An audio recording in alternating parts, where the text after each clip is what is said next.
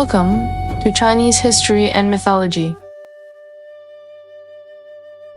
Hey friends, welcome back to Chinese History and Mythology. In the last episode, we talked about Cao Cao. Today, we are going to talk about Liu Bei. In the minds of most Chinese people, Liu Bei is almost the symbol of a benevolent ruler. He is the man who supposedly won his empire through tears, the honest and kind-hearted good boss who ruled people through virtue. But if we place serious historical sources like records of the Three Kingdoms and Ziji Tongjian on the table and examine them one by one, you will discover a fact that may send a chill down your spine. This man may have understood how to control people's hearts better than almost anyone you have ever seen. Every time he cried, every time he modestly refused something, every time he spoke with passion and righteousness, there was a cold purpose standing behind it. He was never simply the embodiment of benevolence. He was a top-level political actor who used benevolence as a weapon. So here comes the question. A lower-class man who started out selling straw sandals had no money, no territory, and no powerful background. Why was he able to make outstanding men like Guan Yu and Zhang Fei follow him with total loyalty for their entire lives? Why was he able to make outstanding like Guan Yu and Zhang Gfe follow him with total loyalty for their entire lives? Why was he able to make Tao Qian hand over the entire Xuzhou to him? Why was he able to take Yizhou from Liu Zhang, almost by deception, and still make the people of Yizhou feel that he was their savior? The answer comes down to one thing: he knew exactly how to handle people. In today's episode, we will not talk about the outer clothing of benevolence, righteousness, and morality. Instead, we will peel it away layer by layer and look at how Liu Bei used the most moving gestures to complete the most precise psychological control. Let's begin with the time when he first started out. How low was Liu Bei's starting point? In modern terms, he was basically an unemployed young man from the edge between town and countryside. At home, he wove straw mats and made straw sandals, barely getting by with his widowed mother. In the late Eastern Han, a society that cared deeply about family background, someone like him might not find even one official among his ancestors if he counted back dozens of generations. But he happened to have one shining name card: descendant of Liu Sheng, Prince Jing of Zhongshan, son of Emperor Jing of Han. So what kind of person was this Liu Sheng, Prince Jing of Zhongshan? Historical records say that he had more than 120 sons alone. By Liu Bei's generation, this branch had long become extremely distant from the imperial family, and even Liu Bei himself may not have been able to clearly explain his own genealogy. But that did not matter. What mattered was that the 4 words, member of the Han imperial clan, became, in his hands, a political brand that could be used again and again without limit. Wherever he went, he raised this banner. But the question is, did this banner really work? At the time, the truly powerful aristocratic clans, such as the Yuan family of Runan and the Yang family of Hongnong, did not buy his story at all. Real nobles like Yuan Shao and Yuan Shu looked down on him from the bottom of their hearts, but Liu Bei did not care. This banner was not meant for the upper class. It was meant for the middle and lower classes. What he needed were people like Guan Yu and Zhang Fei, men from rough backgrounds but with real ability, people like Mi Zhu, a wealthy merchant without political status, and people like Zhao Yun, a young talent in a chaotic age looking for a wise lord. For these groups, the identity of an imperial uncle, even if it did not carry much real weight, was already dazzling enough. To understand Liu Bei's psychological manipulation, we first have to return to the starting point of his career and look at how he completed his original accumulation. In 184 AD, the Yellow Turban Rebellion broke out and the realm fell into chaos. At that time, Liu Bei was only a lower-class commoner selling straw sandals on the street. If he wanted to get a share of this chaotic age, he faced one fatal material weakness. He had no money, no soldiers, and no territory. In the Han Dynasty, a society that cared deeply about powerful clans and family background, he did not even have the entry ticket to participate in the high-level political game. But he had 2 things. First, the empty title of being a distant relative of the imperial family. Second, an extremely sharp understanding of human nature. Liu Bei knew very well that when he had nothing, the only resources he could offer were emotional value and a public image. He befriended Guan Yu and Zhang Fei. Guan Yu and Zhang Fei were rare warriors of the age, men who could fight 10,000 enemies, with extraordinary personal martial strength. In a normal employment relationship, a lord needed to use money, official positions, and land to hire fierce generals. But Liu Bei could not afford any of these, so he invented an extremely clever strategy of psychological bonding, which later literature beautified as the Oath of the Peach Garden. In the official historical records, Liu Bei, Guan Yu, and Zhang Fei slept in the same bed, and their bond was like that of brothers. Yet in public, among crowds of people, Guan Yu and Zhang Fei stood in attendance all day. Please pay attention to this detail. In ancient society where hierarchy was extremely strict, there was an almost uncrossable class gap between a lord and his generals. But in private, Liu Bei slept in the same bed with Guan Yu and Zhang Fei, breaking down all class barriers. Yet in public, Guan Yu and Zhang Fei stood beside Liu Bei all day, following him as he moved among others. Alright, let's look at the first key operation in his life, binding Guan Yu and Zhang Fei to himself. In Romance of the Three Kingdoms, the Oath of the Peach Garden is written in such a moving way that it feels as if the friendship among the three men was destined by heaven. But in the official history, records of the Three Kingdoms, there is no such sworn brotherhood. It only says that their bond was like that of brothers, meaning their relationship was as close as brothers. But here comes the question. Was the relationship between Guan Yu, Zhang Fei, and Liu Bei truly equal? The historical records are very clear. When there were many people around, Guan Yu and Zhang Fei stood in attendance all day, standing behind Liu Bei as bodyguards from morning to night. When they slept in the same bed, as intimate as brothers. This combination was extremely clever. In private, he gave you brotherly warmth, making you feel that we are equal, that we are family. But in public, you must be a subordinate. You must stand properly and protect my authority. What is this? This is a classic combination of emotional bonding and status separation. When I treat you as brothers, is it sincere or is it a method? I think it is both. But the more important thing is the result. From then on, Guan Yu and Zhang Fei, these two fierce warriors who could fight 10,000 enemies, were firmly welded onto Liu Bei's war chariot. Even when Liu Bei was defeated so badly that he lost his helmet and armor and even threw away his wife and children, they never thought of betraying him. Think about it. Why did Lu Bu betray Ding Yuan and betray Dong Zhuo? Because those relationships were only based on interest. But what Liu Bei gave was not interest, it was home. He turned himself into Guan Yu and Zhang Fei's only home in this world, allowing these two heroes who lacked a sense of belonging to find in him a substitute for family. Compared with Lu Bu, Liu Bei's method of binding people was extremely low cost and extremely sticky. This was an extremely advanced test of psychological obedience and a binding of loyalty. Through this extreme brotherly public image, Liu Bei sent Guan Yu and Zhang Fei a powerful psychological suggestion. I treat you as my own brothers, and I have given you the highest level of respect and emotional satisfaction. In psychology, this can be called an extreme use of the principle of reciprocity. Liu Bei used the vague and intangible idea of brotherly loyalty to exchange for Guan Yu and Zhang Fei's very real lives and military power. Guan Yu and Zhang Fei felt that they owed Liu Bei an enormous emotional debt, and this kind of debt could not be repaid with money. It could only be repaid with their lives. Liu Bei gained something from nothing. With the lowest possible cost, he completed the original accumulation of his core armed force. He precisely understood the psychological weakness of lower-class roaming warriors, their desire to be respected and their desire for belonging, and he firmly bound them to his own war chariot. Of course, having only two brothers was not enough. He needed territory. Liu Bei truly began to attract attention on the political stage when he took over Xuzhou. At that time, Tao Qian, the governor of Xuzhou, had been beaten by Cao Cao until he could barely hold on.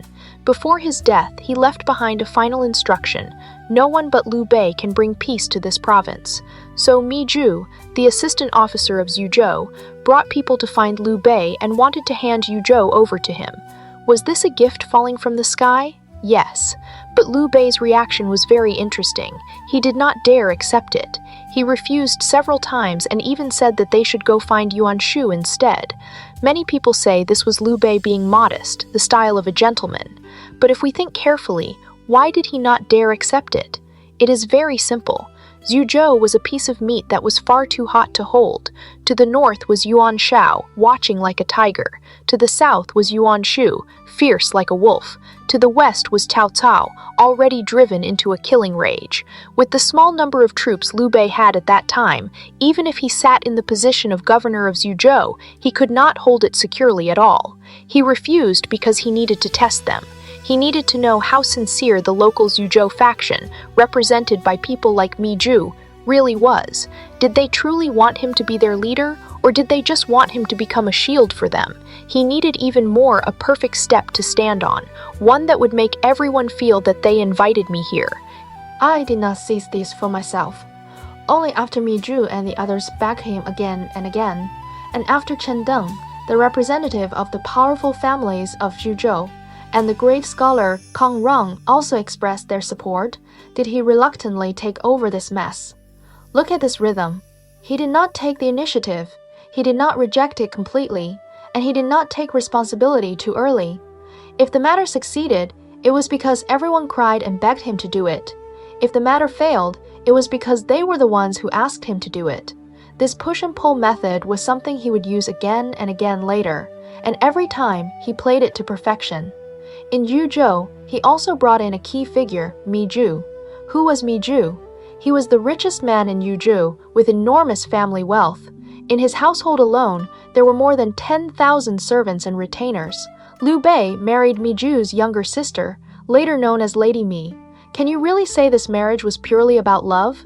In my view, it was very likely a fallen political entrepreneur receiving a round of angel investment. Mi Zhu invested all his family property and all his manpower into the Liu Bei project. Later, he followed Liu Bei through displacement and hardship. Even when Liu Bei was beaten by Cao Cao until he had almost no soldiers left, Mi Zhu still did not withdraw his investment. To make a merchant so completely devoted, Liu Bei's personal charm and brainwashing ability, think about it carefully, really carefully. However, the situation in Yizhou was extremely complicated. Very soon, Liu Bei was defeated by Liu Bu and Cao Cao together and once again fell into wandering. He then made an extremely bold decision to seek shelter under his strongest enemy at the time, Cao Cao. The period he spent under Cao Cao was the time when Liu Bei's psychological manipulation was displayed most fully and also most dangerously. Next, we come to one of the brightest performance moments of Liu Bei's life, his scene opposite Cao Cao. Liu Bei had been driven into a dead end by Liu Bu and ran to seek shelter under Cao Cao. And you know what kind of person Cao Cao was: suspicious, sharp, and someone who could kill without blinking. So how deep must a person's mind be if he could make even Cao Cao lower his guard? What did Liu Bei do while serving under Cao Cao? He opened a small vegetable plot in his own courtyard. Every day he wore a bamboo hat, held a hoe, and personally went into the field to grow vegetables. Cao Cao was an extremely sharp politician, and he saw Liu Bei's potential at a glance. Cao Cao said to Liu Bei, "Among the heroes of the realm today, there are only you and me." On the surface, this sentence was an extremely high compliment, but in reality, it was a sword of Damocles hanging over Liu Bei's head. Cao Cao was testing him and watching him. Liu Bei knew very well that in the face of absolute power, any resistance would be useless. He had to make Cao Cao believe that he was a useless man with no ambition, timid and afraid of trouble. So Liu Bei began growing vegetables in Cao Cao's backyard. Every day he watered and fertilized them himself, acting like an ordinary man with no great ambition. When Cao Cao sent someone on a rainy day to invite him to drink wine and discuss the heroes of the realm, Liu Bei deliberately acted frightened and flustered. When Cao Cao pointed out that he was a hero, Liu Bei was so scared that he dropped his chopsticks on the ground. It just so happened that a loud clap of thunder sounded in the sky at that moment, so Liu Bei immediately used it as an excuse, saying that he had been frightened by the thunder. A hot-blooded man who had once dared to whip the government inspector in Xuzhou, a man who spent all day speaking of restoring the Han house, suddenly turned into an old farmer who cared nothing about worldly affairs. This performance was so obvious that I imagine even the advisors around Cao Cao wanted to laugh when they saw it. But Cao Cao happened to fall for it. Why? Because Cao Cao himself was someone who showed his sharp edge openly, so he was actually more easily numbed by this kind of harmless-looking posture. Then came the later scene of discussing heroes over warm wine, when Cao Cao said, Among the heroes of the realm, there are only you and me. Liu Bei was so frightened that the spoon in his hand fell to the ground. Was he truly frightened? Possibly yes, because Cao Cao had touched the deepest secret in his heart. But what mattered was what he did next. Using the thunder as an excuse, he calmly picked up the spoon and said something like, "The power of one thunderclap can frighten a person to this degree." A man who was even afraid of thunder, what was there to worry about? With just this move, more than half of Cao Cao's suspicion toward him disappeared. So when Yuan Shu later moved north, Cao Cao felt safe enough to send Liu Bei with troops to intercept him.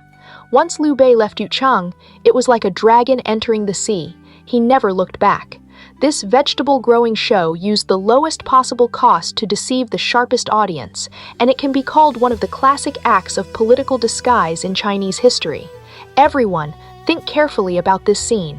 A fierce man who had once whipped a government inspector and dared to resist authority, a hero of chaos who always longed in his heart to achieve great deeds, was actually able to perform weakness so naturally in front of an extremely intelligent opponent. This was not just endurance, this was a terrifying ability to control psychology.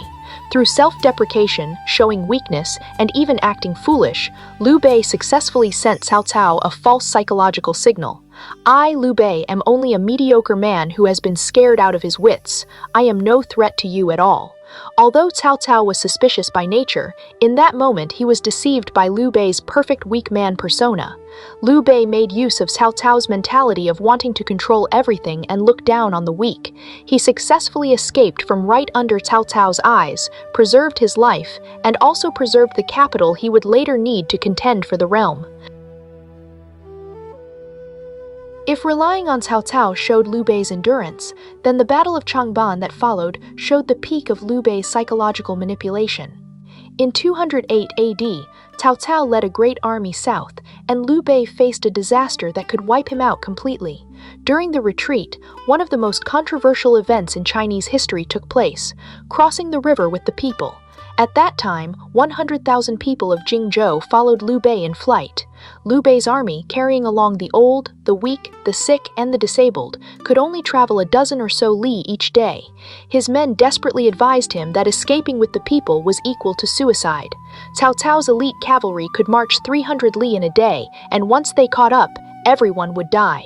Liu Bei refused. He said a famous line, "To accomplish a great cause, one must put people first. Now that the people have come to me, how could I bear to abandon them?"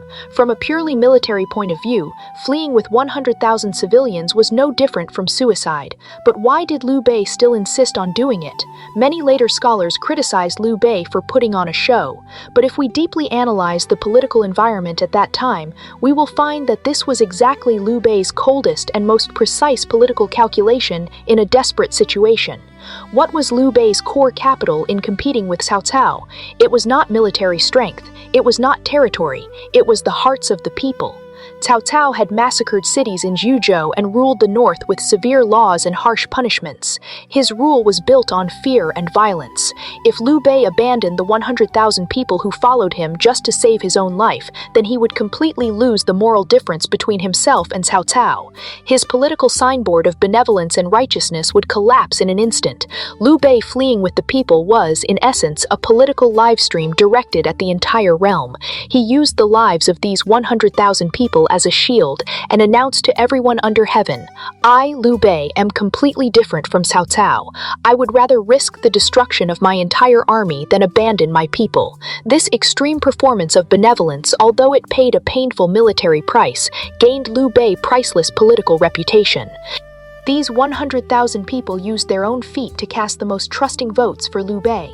At Changban Slope, Liu Bei's army was scattered by Cao Cao's tiger and leopard cavalry, and Liu Bei even had to abandon his wife and son and fight desperately to break out. But among the people who had followed him, many still did not scatter. The crushing defeat at Changban Slope caused Liu Bei to lose all his baggage and supplies, but it also made his name for benevolence and righteousness spread completely across the realm, laying the firmest foundation of popular support for his later foothold in Jingzhou. In the chaos of Changban slope, an even more chilling detail also happened when you think about it carefully. Liu Bei throwing the child. Zhao Yun fought desperately through the chaotic army and rescued Liu Bei's son, Adu. When Zhao Yun, covered in blood, handed Adu to Liu Bei took the child and threw him hard to the ground, saying, "Because of a child like you, I nearly lost one of my great generals." This action is a textbook-level example of Liu Bei's psychological manipulation. Everyone, imagine that scene. A father, after going through a life-and-death escape and the tragedy of being separated from his wife and child, sees his son recovered after being lost. The normal reaction should be to hold him tightly and cry bitterly. But Liu Bei did not. He chose to throw his own son to the ground. Did Liu Bei really not feel pain for his own son? Of course he did. But he understood even more clearly Zhao Yun's psychological state at that moment. Zhao Yun had just fought through tens of thousands of soldiers, narrowly surviving death again and again. What did he need most at that moment? He needed his lord's absolute recognition and emotional compensation. Liu Bei throwing the child was sending Zhao Yun an extremely powerful psychological signal. In my heart, your life, Zhao Yun, is more important than the life of my own son. With that one throw, Zhao Yun's psychological defenses were directly broken down. Zhao Yun was so moved that tears streamed down his face, and he immediately knelt on the ground and swore to die in service to his lord. From a psychological perspective, this was an extremely skillful use of moral binding and the amplification of sunk cost. Liu Bei used a very small cost, the safety of an infant, perhaps even just a performance, to buy Zhao Yun's absolute loyalty for life. From then on, Zhao Yun had no way back. He could only treat Liu Bei like a second parent and use his life to repay this heavy kindness. Liu Bei precisely understood the psychological weakness of military generals, their desire to be valued, and their desire to die for someone who truly understood them. Through a performance with powerful visual impact, he completed a perfect locking of loyalty. As Liu Bei's power gradually grew, he welcomed the most important partner of his life, Zhuge Liang. The story of the 3 visits to the thatched cottage is described in literature as a beautiful tale of longing for talent. But if we analyze it from the political and psychological point of view, it was actually an extremely successful psychological taming of Zhuge Liang by Liu Bei. In 260 AD, Liu Bei was already 47 years old and famous throughout the realm. Zhuge Liang was only 27, just a young man farming in the countryside. In the Han Dynasty, a time that cared deeply about seniority and family background, a well-known lord of the realm went to visit an unknown nobody and only met him after going 3 times. This caused a huge sensation at the time. If Liu Bei's earlier psychological manipulation was mainly aimed at his subordinates and opponents, then the 3 visits to the thatched cottage were a textbook-level operation aimed at top talent. A 46-year-old hero of the realm, famous across the world and regarded by Cao Cao as his only rival, bent himself low to invite a 27-year-old country scholar and went 3 times.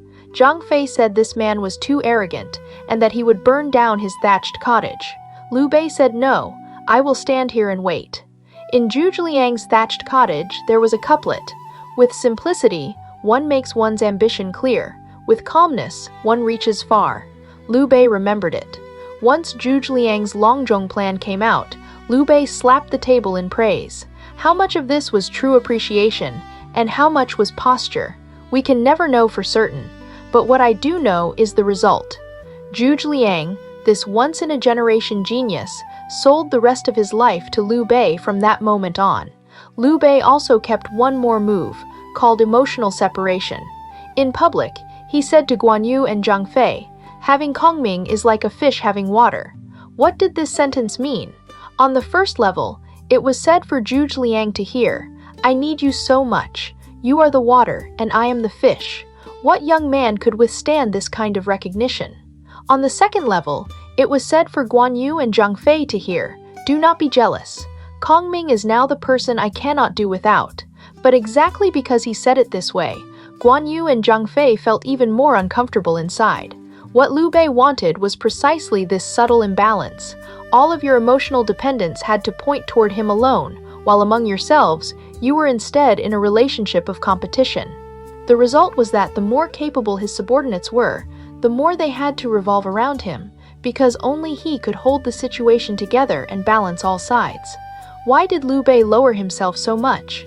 On the surface, it was because Zhuge Liang was extraordinarily talented, but in reality, what Liu Bei needed was the Xuzhou scholar gentry network behind Zhuge Liang. At the same time, through this extreme act of showing weakness, he needed to psychologically press Zhuge Liang down completely. Liu Bei's 3 visits to the thatched cottage were a way of showing the entire realm the ultimate posture of honoring worthy men and lowering himself before them. Through this almost humble act of seeking him out, he turned Zhuge Liang from a proud recluse into a minister who owed him an enormous debt of gratitude. In psychology, this is called creating a preset sense of indebtedness. Liu Bei gave Zhuge Liang the highest respect and the greatest stage, so psychologically, Zhuge Liang carried a huge moral debt. When Zhuge Liang presented the Longzhong plan inside the thatched cottage and planned out a blueprint for Liu Bei to seize the realm, he had in fact already fallen into the psychological trap that Liu Bei had carefully woven. Liu Bei used the kindness of 3 visits to firmly bind Zhuge Liang to the war chariot of Shu Han. For the rest of his life, Zhuge Liang struggled with all his strength to repay this kindness. Liu Bei's final entrusting of the orphan at Beidi City before his death pushed this psychological control to a terrifying extreme. In 223 AD, after Liu Bei's crushing defeat at the Battle of Yiling, he became seriously ill and lay in bed. He called Zhuge Liang to his bedside and spoke one of the most famous political final words in Chinese history. "Your talent is 10 times greater than Cao Pi's. You will surely be able to secure the state and finally settle the great matter. If my heir can be assisted, assist him. If he is not talented, you may take it yourself." For thousands of years, this sentence has caused endless speculation. Some people believe these were Liu Bei's sincere words. Others believe Liu Bei was testing him. But if we stand from Liu Bei's point of view and analyze the power structure at the time, we will discover that this was one of the most terrifying and most precise psychological traps in Chinese history. At that time, Shu Han had lost its elite forces. Rebellions were breaking out inside the state, and the Crown Prince Liu Shan was weak in character and completely unable to control the crisis. Liu Bei knew very well that the survival of Shu Han depended entirely on Zhuge Liang alone. He had to make sure that Zhuge Liang remained absolutely loyal. If Liu Bei had simply told Zhuge Liang to assist the young ruler, Zhuge Liang might have developed other thoughts because he held great power, but Liu Bei deliberately said, "You may take it yourself." This was an extremely vicious psychological spell. Liu Bei used the throne as bait and forced Zhuge Liang into a dead end. Under the political ethics of that time, if Zhuge Liang simply accepted this opening, he would become a usurping and rebellious minister. He would immediately lose the support of the people's hearts across the realm, and Shu Han would also immediately split internally.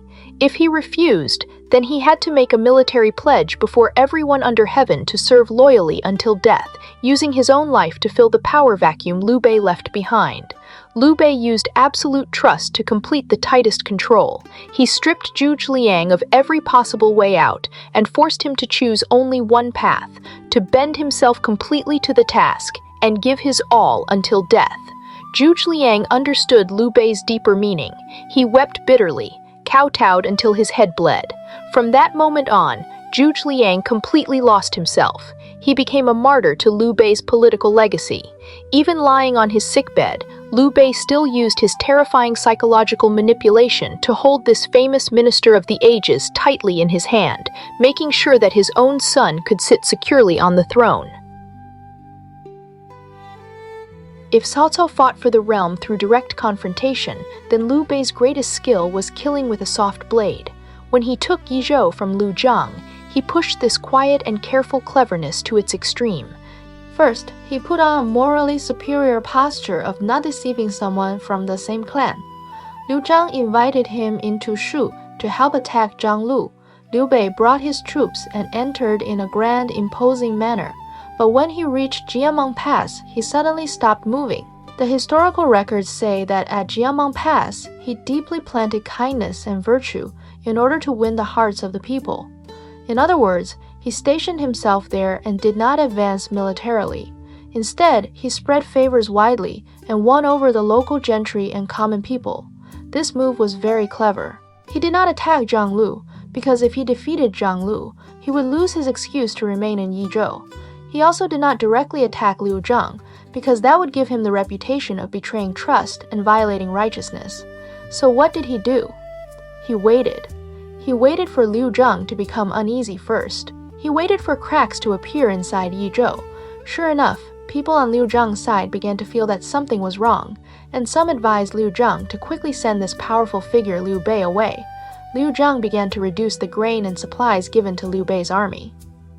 The opportunity had arrived. Liu Bei seized this excuse and flew into a rage. He said to his subordinates, "I am campaigning against Zhang Lu for Yizhou. The soldiers have worked hard and suffered greatly.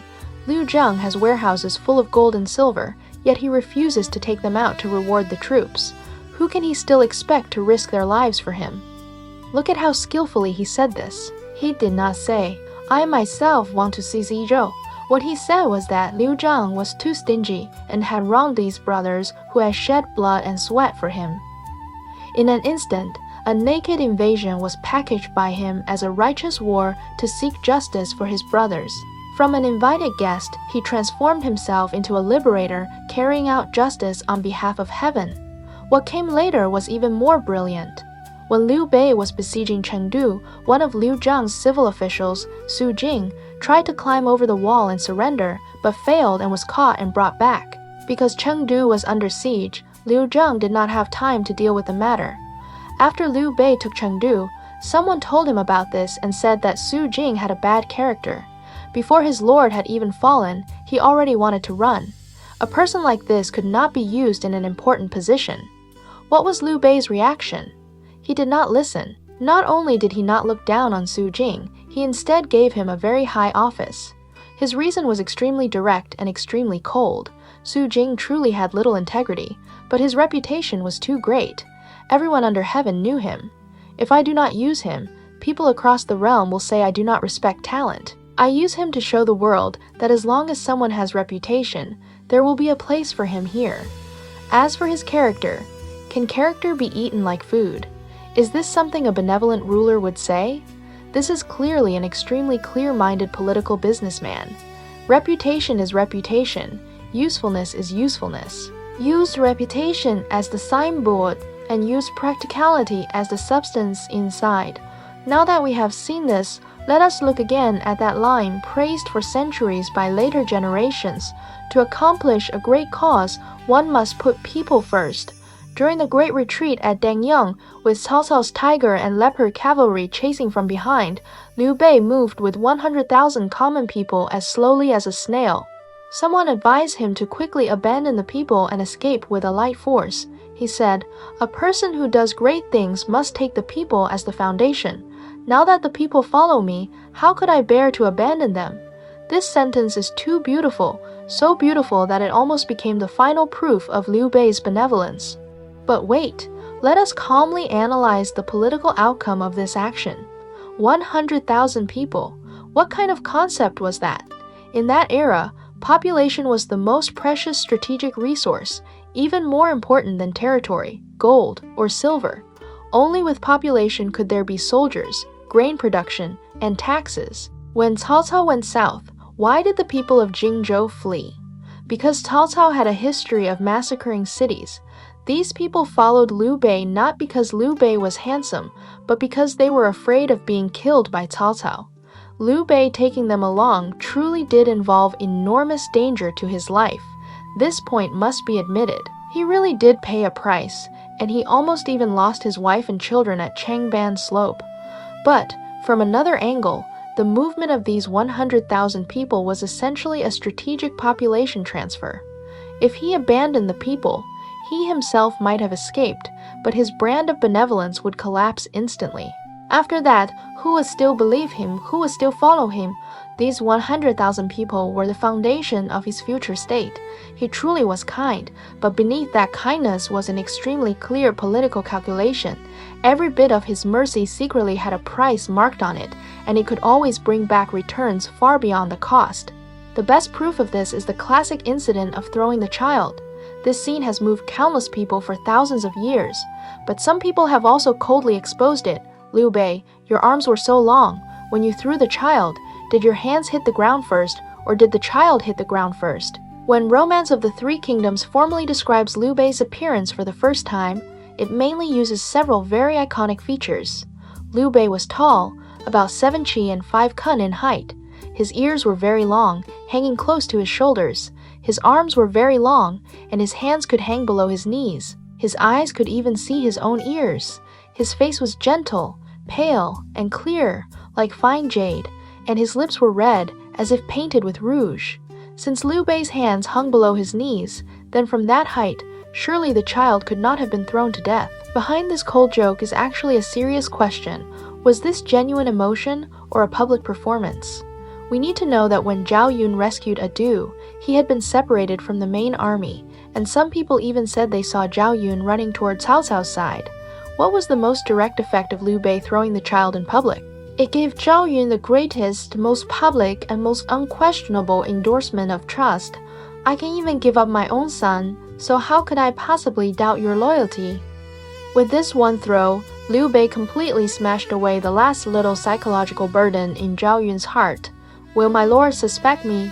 From then on, Zhao Yun became even more devoted to Liu Bei, using one almost cost-free performance of throwing to gain the lifelong loyalty of a peerless, fierce general. Tell me, was this deal worth it or not? If someone says Liu Bei did not understand calculation, I do not believe it. Liu Bei's psychological manipulation was not only useful on his ministers, it was also useful on his enemies and allies.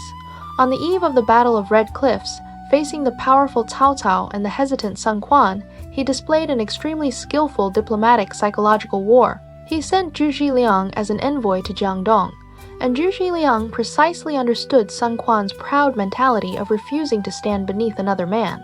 Through provocation, he helped create the Sun-Liu alliance. In the process of borrowing Xuzhou, Liu Bei pushed playing shameless and moral pressure to the extreme. He cried and asked Sun Quan to lend him Xuzhou, saying that he was a poor man with no home to return to. But when Sun Quan really asked him to return it, he found all kinds of excuses to delay. He used Sun Quan's psychological weakness of considering the overall situation and maintaining the alliance to occupy Xuzhou for years without paying, winning strategic space for himself to seize Yizhou. However, a person who plays psychological warfare will eventually suffer from the rules he has created for himself. Throughout his life, Liu Bei adverted the benevolence and righteousness and brotherly loyalty. This became his most powerful political weapon, but it also became his most fatal weakness. In 219 AD, Guan Yu, who was guarding Xuzhou, was ambushed and killed by Sun Quan. Guan Yu was not only Liu Bei's minister, he was also the core pillar of Liu Bei's brotherly public image. When the news of Guan Yu's death arrived, Liu Bei faced an enormous psychological crisis. From the perspective of national strategy, Zhuge Liang had clearly stated in the Longzhong Plan that allying with Sun Quan in the east was a basic national policy. Liu Bei had just declared himself emperor, and what Shu Han needed most was rest and recovery, not war against Eastern Wu. But Liu Bei had to attack Wu. Why? Because if he tolerated Guan Yu's death, if he did not take revenge against Sun Quan, then the loyal and deeply emotional public image he had carefully built for so long would completely collapse. How would those generals under him, those brothers who had followed him through life and death, see him? They would feel that Liu Bei's benevolence and righteousness had all been fake. Liu Bei was kidnapped by his own moral persona. He had to use a war to prove to the realm that his brotherly loyalty was real. In 222 AD, Liu Bei used the full strength of the state to launch an eastern campaign against Sun Quan. At Yiling, he was struck by a fire attack from the young Eastern Wu general Lu Sun. His connected camps stretching 700 li were burned to ashes, and Shu Han's elite forces were almost completely destroyed. On the surface, the crushing defeat at the Battle of Yiling was a mistake in Liu Bei's military command. But the deeper reason was that he suffered the backlash of his own psychological tactics. In order to preserve the label of brotherly loyalty, he gave up rational strategic judgment. This also proves that in the game of power, no kind of psychological manipulation is absolutely perfect. When you use morality as a weapon, you must also bear the heavy price that morality brings. Let's continue. After Liu Bei took Hanzhong, he declared himself king of Hanzhong, and his career reached its peak. At this time, he also took in another great general, Ma Chao. What was Ma Chao's background? He came from a prominent clan in Langxi. His ancestor was Ma Yuan, the general who subdues the waves, and Ma Chao himself had once fought so fiercely in Guanzhong that Cao Cao cut off his beard and abandoned his robe, making Ma Chao famous throughout the realm. Of course, Liu Bei was happy when a man like this came to join him, but Ma Chao did not really understand his position. He felt that he and Liu Bei were figures of the same level, so when he spoke to Liu Bei, he often called him directly by his courtesy name, Liu Bei, which was extremely impolite at the time. Liu Bei said nothing, but Guan Yu and Zhang Fei became furious. They stood behind Liu Bei holding blades. When Ma Chao saw this scene, he broke out in a cold sweat and never dared act improperly again. The key to this story is not Guan Yu and Zhang Fei's reaction, but Liu Bei's lack of reaction. Did he not know that Ma Chao was disrespecting him? He knew it very well, but he did not speak. He allowed his subordinates to establish this rule for him while he continued to play the gentle and tolerant elder brother leader.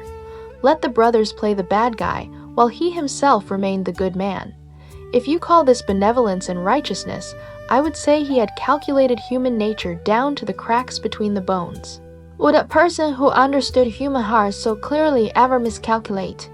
Yes. Finally, let's talk about the most complete emotional loss of control in his life, and also the most painful defeat of his life, the Battle of Yiling. Guan Yu was killed by Eastern Wu, and Xuzhou was lost. What was Liu Bei's reaction? He wanted war. Everyone advised him not to fight. Zhao Yun advised him, but he did not listen. Zhuge Liang advised him, but he still did not listen. The scholar Qin Mi stood up and said that the timing was wrong, and that it was not suitable to launch a campaign. Liu Bei directly threw him into prison. Whoever advised him risked death. Pay attention to this. This was a politician, a psychological master known for never showing joy or anger on his face. Yet at this moment, he was like a gambler who had lost everything, staking everything he had just to win it back. Was he doing it for brotherly loyalty? Of course, that was part of it. Guan Yu and Zhang Fei had been with him for more than 30 years, ever since they first raised troops in Zhuge Commandery. They had slept on the same bed and eaten from the same pot. That kind of feeling could not be fake, but was it only for emotion? Let's think from another angle. What did Xuzhou mean to Shu Han? It was the strategic foothold in the Longzhong Plan, the place from which one great general would lead the army of Jingzhou toward Wan and Luo. Without Jingzhou, Shu Han was locked inside the Sichuan Basin. Later, when Zhuge Liang launched 6 campaigns from Mount Qi and had to retreat again and again because of grain supply problems, the root of the problem was here. Liu Bei attacked Wu under the banner of avenging Guan Yu, but what he wanted was to take back Jingzhou in one move, and perhaps even swallow Eastern Wu along the way. Loyalty and ambition are often tangled together and cannot truly be separated. He thought he could continue to control the situation, controlling the soldiers' desire for revenge and controlling Eastern Wu's fear. But what happened? He met Lu Song. Lu Song did not fall for his method. He saw through Liu Bei's urgent desire for battle and burned his connected camps stretching 700 li with one fire attack. Liu Bei fled back to Beatty City in disgrace and died of illness the next year. This was the only time in his life that he completely lost emotional control, and the price was the entire strategic future of Shu Han, as well as his own life. You see, a man who manipulated human hearts for his entire life was finally consumed by his own obsession. When he could no longer calculate himself clearly, that was when he collapsed. Before his death, there was one final grand performance, the entrusting of the orphan at Beatty City. He called Zhuge Liang to his bedside, held his hand, and said, "Your talent is 10 times greater than Cao Pai's. You will surely be able to secure the state and finally settle the great matter. If my heir can be assisted, assist him. If he is not talented, you may take it yourself. You are 10 times stronger than Cao Pai. If this son of mine can be supported, support him. If he cannot, then you may become emperor yourself." This sentence has been debated from ancient times to today. Some say it was complete sincerity. Others say it was deep calculation. My view is that this may have been the most brilliant and also the riskiest act of psychological manipulation in Liu Bei's entire life. He understood Zhuge Liang too well. What kind of person was Zhuge Liang? He was someone who valued reputation and moral integrity more than his own life. He was an idealist in the eyes of scholars, a man who spent his life taking Guan and Yue as models. Toward a person like this, the more you trust him, the less he dares betray you. The more you say he can replace your son, the more he will kneel on the ground, kowtow, cry bitterly, and swear to assist Liu Shan to the end. Liu Bei even left 6 words for Liu Shan in his final edict. Do not do evil because it is small. Do not fail to do good because it is small. His final instruction to his own son was actually about the 2 words moral character. He knew Liu Shan had no great talent or ambition. The final inheritance he left his son was an extremely loyal and extremely capable group of regents, as well as a moral tightening spell powerful enough to make this group too ashamed to rebel. A dying man was still arranging his chessboard, still controlling the hearts of the living. Tell me, how frightening was he, and how impressive was he? Looking back on Liu Bei's life, how should we judge this founding emperor of Shu Han? Liu Bei may be a contradiction that is difficult to understand. He looked benevolent, yet he was extremely cold. He looked weak, yet he was unyielding. His entire life seemed to be performance, and also calculation. Liu Bei's benevolence may indeed have carried a strong political purpose from the beginning. Perhaps every time he cried and every time he yielded had been carefully calculated. But when a person, over the course of several decades and through countless moments of life and death, consistently maintains this kind of moral performance and pays an enormous price for it, then that performance has already become a belief deep in his bones. But if we look more deeply, we will discover that Liu Bei's greatness lies precisely in the fact that he turned something as vague and intangible as morality into an extremely powerful real force. In the 3rd century, in that chaotic age where human life was treated like grass and there seemed to be no bottom line, Cao Cao chose to conquer the world through violence and political schemes. Sun Quan chose balance and compromise to hold one region. But Liu Bei chose the hardest road. He used benevolence and righteousness as his banner, and morality as his weapon, to fight against that cruel age. He precisely controlled the loyalty of Guan Yu and Zhang Fei, the wisdom of Zhuge Liang, Zhao Yun's total devotion, and even the hearts of the common people across the realm. He made everyone believe that he was the benevolent ruler who would restore the Han House and save the people. This belief gathered together and became the core cohesion of the Shu Han regime. So, returning to the question we asked at the beginning, what kind of person was Liu Bei really? Personally, I tend to believe that he was not a hypocrite, because a hypocrite says beautiful things with his mouth while doing only filthy things in secret, and usually cannot deceive people for very long. Liu Bei was not like that. He carried both beautiful words and beautiful actions to the extreme.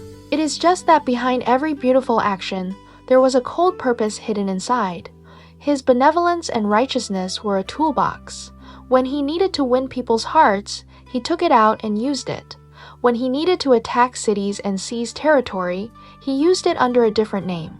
When he needed to stabilize a regime, he turned it into a system. He did have warmth, but this warmth never affected his judgment and never stopped him from making the choice most beneficial to himself.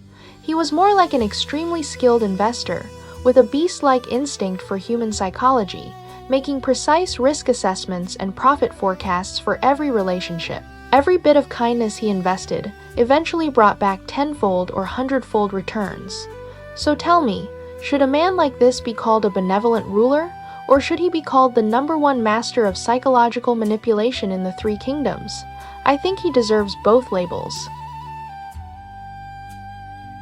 If you enjoyed today's episode, feel free to give the show a like, subscribe, and share it with someone you think would enjoy it too. Thank you for spending this time with me. I will see you in the next episode.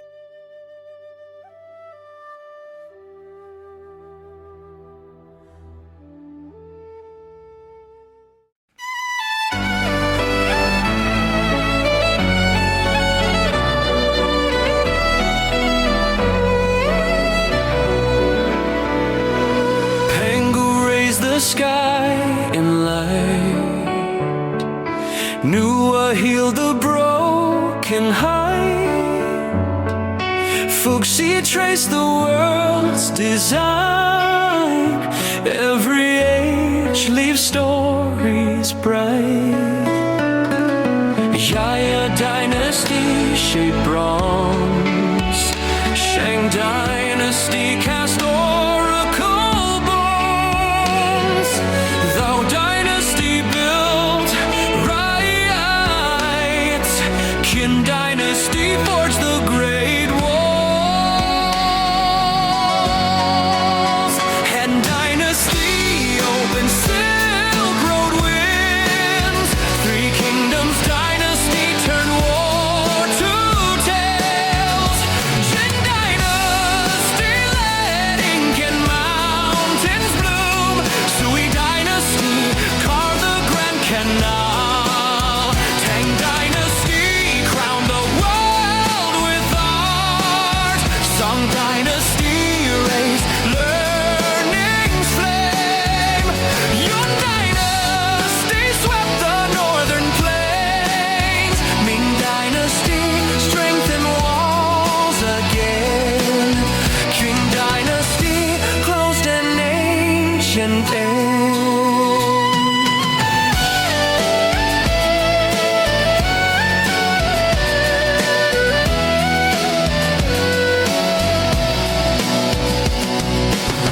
Every age leaves stories bright. History and myth ignite in endless light. China's history moves in mystery through the night. Footsteps of this land enchant the world in light.